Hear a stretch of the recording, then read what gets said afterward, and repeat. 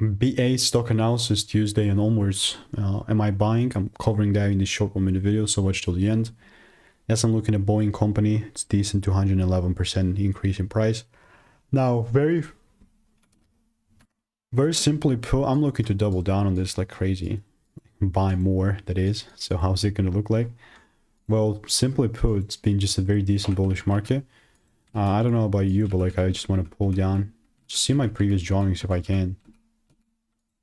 What the heck are they? Okay, here.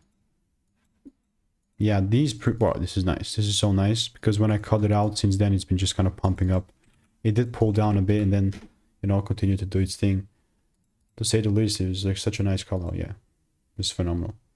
170 to like 185 is what I was expecting a month ago. It did pull down, delivered nice. So all I'm looking to do is just try and get involved on the long side yet again. That means if it does pull down here and gives me some sort of double break, then yeah, ideally I just take it up even more.